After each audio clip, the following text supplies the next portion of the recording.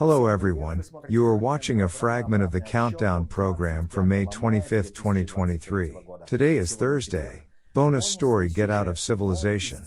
About the planned isolation of furry diplomats, and not only. Look at Daily Motion. The full version is on Patreon. And thanks to everyone who is becoming our patrons right now. And I'm moving on to the main topic. This night in Moscow, the building of the Ministry of Defense on Frunzenskaya embankment was shrouded in smoke.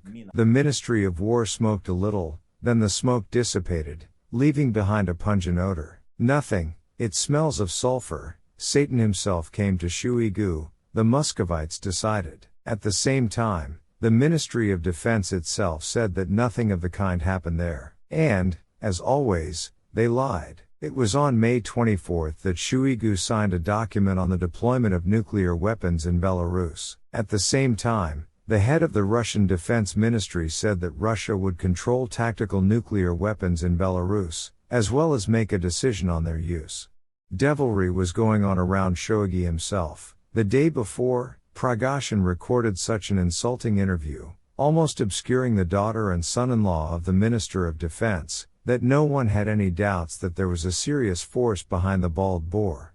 Meanwhile, the leader, speaking at the plenary session of the Eurasian Economic Forum, looked pale and for some reason lisped. On the other hand, he stated that he intended to create a powerful economic platform that would help bypass the European Union and prevent the West from interfering in the sovereign affairs of Eurasia. On the whole, Putin tries to look confident, but even outwardly it is noticeable that he is not. The habit of isolation does not add confidence. Moreover, it is already clear to many of those around him that Putin is not just a downed pilot, but a political corpse who fusses and clatters his hooves, trying to prove his importance and necessity.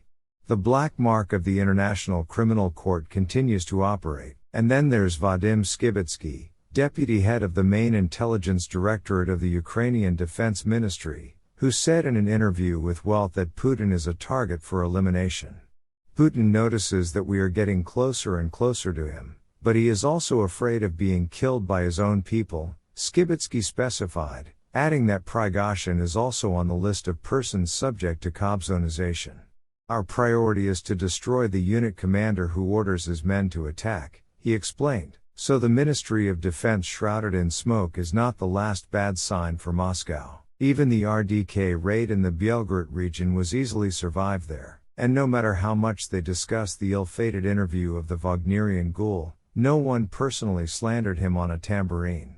On the contrary, everyone is discussing the boldness of the wording and wondering, what mighty uncles are behind this loose leather dog? But when Kobzon's singing is heard in the Kremlin, the most interesting thing will begin. In the meantime, Prigozhin's interviewer Konstantin Dolgov was fired from the editorial office of the Cart Online propaganda project. But because it is not necessary to breed cemetery grace on the air and allow Kuzhugedik to be rinsed, so around and step march. At 2. One Shuiga is here, the other is there. Become our patrons now and look further in this program. Prigozhin announced that he was taking his ghoul out of Bakhmut. The Ministry of Defense of Ukraine confirmed this information. According to Deputy Defense Minister Anna Maliar, Wagner units in the suburbs of Bakhmut have been replaced by regular Russian army units.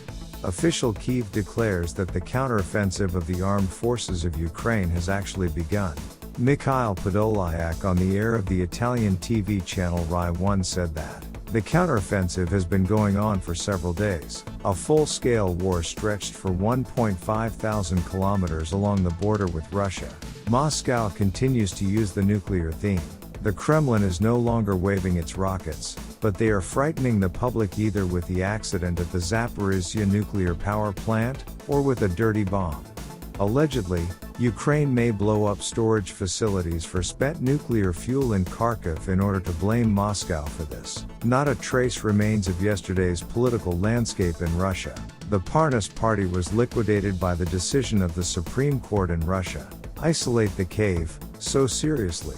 It is not the business of one leader to sit in a bunker. Time to get everyone else in there. A bonus story about the expulsion of Putin's diplomats from European countries, and not only them. See the Dailymotion resource. And that's all for today. See the full version of the program on the Patreon resource. And thanks to everyone who is becoming our patrons right now. I hugged everyone. See you tomorrow on Friday Live. Glory to Ukraine.